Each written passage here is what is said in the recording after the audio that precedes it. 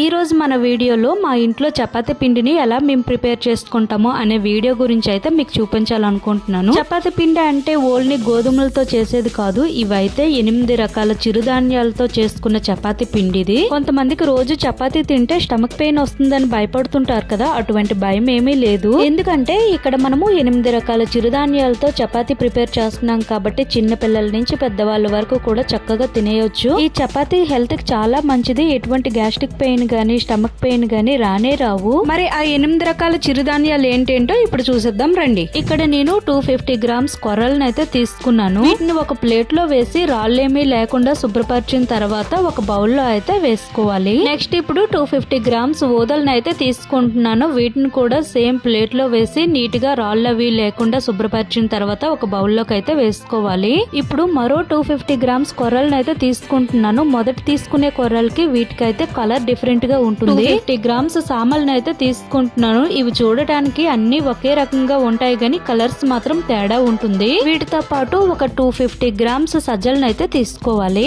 చివరిగా ఇప్పుడు 250 గ్రామ్స్ అరికలను అయితే తీసుకోవాలి. ఇప్పటి వరకు మనము 6 రకాల చిరుధాన్యాలని 250 గ్రామ్స్ లెక్క తీసుకున్నాం కదా. ఇప్పుడు ఏం చేయాలంటే ఒక 1/2 కిలో జొన్నలను అయితే తీసుకోవాలి.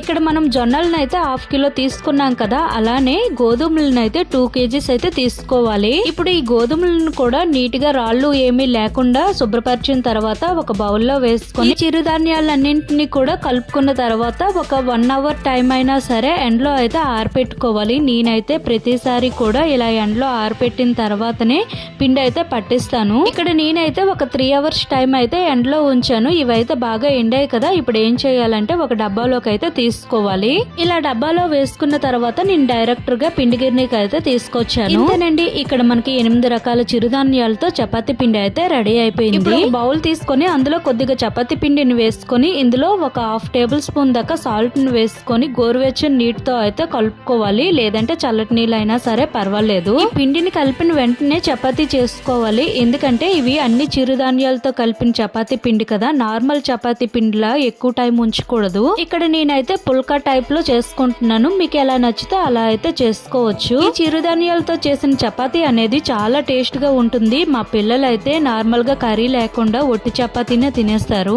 మరి ఇంత హెల్దీ టేస్టీ చపాతీ పిండిని మీరు కూడా ఒకసారి ట్రై చేసి చూడండి. మనం బయట కొనుక్కునే కంటే ఇలా ఇంట్లో ప్రిపేర్ చేసి పిల్లలకు పెడితే చాలా మంచిది. ఈ వీడియో అయితే మీకు యూజ్ అవుతుందని అనుకుంటున్నాను. నెక్స్ట్ మరికొన్ని వీడియోలతో మళ్ళీ కలుద్దాం. Thank you for watching.